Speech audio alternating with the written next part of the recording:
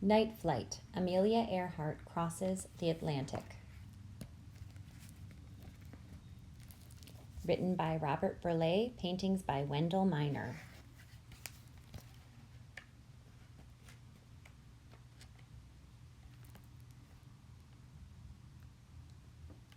Harbor Grace, Newfoundland, May 20th, 1932. From high in the cockpit, a woman gazes down. It is exactly 7:12 p.m. The sunset ripples over the rough-hewn airfield. Goodbye, my friends. Goodbye. Amelia Earhart pushes her last doubts into a secret place deep inside her. It is here. The hour. The very minute. Go! The red Vega rolls down the runway faster, then faster. The plane swoops like a swallow over dark puddles and patches of tundra. The shore gleams in the waning light. The waves are curls of cream-colored froth. The plane ascends high and higher as the pounding surf turns noiseless below. Amelia Earhart lives for this moment, to follow the wide horizon that never ends. The moon peeks between wisps of shimmering clouds. Distant stars flicker and fade. Her mind soars. She loves what she likes to call first-time things. She remembers roller coasters, bicycles, bare-backed horses. She sees herself standing again, a young girl, before whirling propellers. The props send puffs of soft snow into her delighted eyes.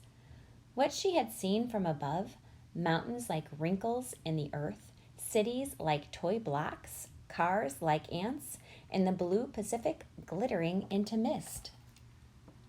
And now, she must cross this dark and seething ocean. Why? Because women must try to do things as men have tried. The gentle night nestles around her on every side. She rides easy, soothed by the engine's constant drone. She thinks this journey will be like so many others, simple, soon over. But she is wrong. Midnight. The blackness erupts. Clouds heave. The sky unlocks. Fists of rain pummel the cockpit windshield. Rivers of quicksilver darkness drown the moon. The wooden Vega wobbles on invisible hills of air. Lightning scribbles its zigzag warning across the sky. Danger! Amelia Earhart wakes from her half-dream. Is it thunder? Or is her heart pounding in brief, sudden spurts? She shifts in her seat. She cranes her neck. She squints. She carries on, flying blind. 1 a.m., the friendly night becomes a graph of fear, a jagged line between where I am and not quite sure. The altimeter needle swirls wildly. It is broken. She will never know how high she is.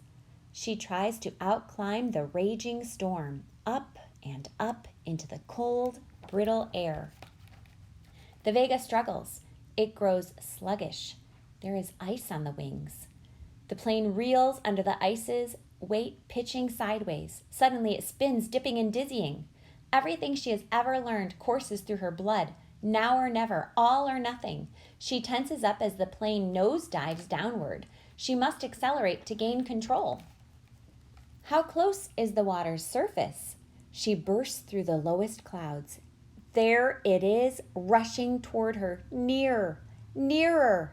The Atlantic stares up with its huge, uncaring eye. Breakers rise like teeth from its angry mouth. She hauls backward with all her strength. The Vega lurches. It levels out 10 feet above the ocean tomb.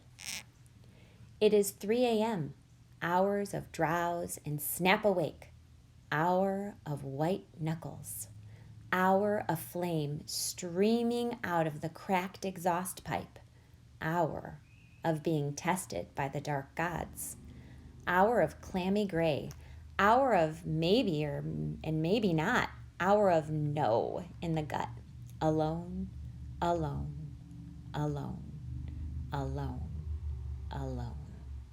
Amelia Earhart sniffs salt, sips juice from a can, counts out loud, finds a middle between over and under, plunges once more into that thickness and plows ahead. 6 a.m. How slowly the morning comes. Black thins to a watery silt. The gloomy sky pales.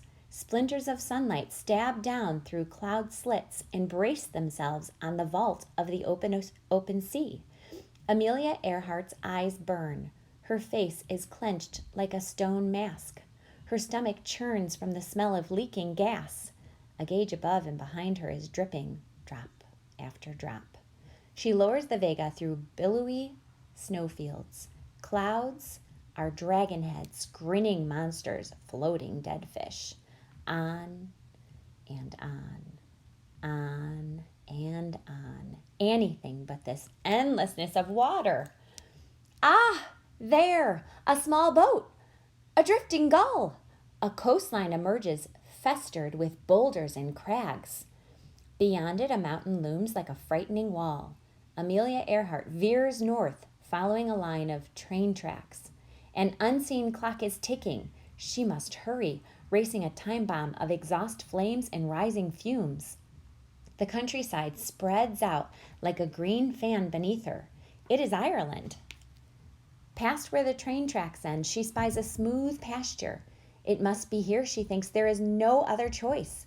She circles between two fences. Cows startle and scatter. The Vega descends, grazing the earth.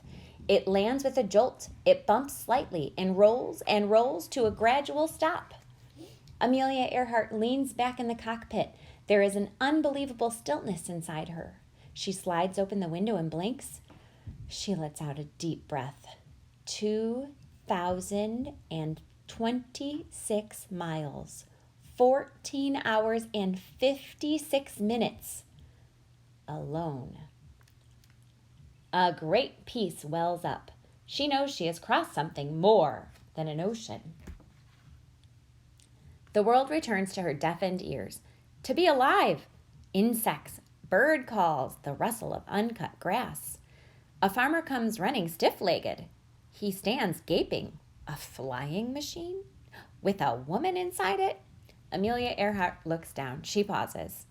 There is so much that one could say, but not now. Instead, she smiles the widest smile of her entire life. Hi, she says simply. Hi. I've come from America.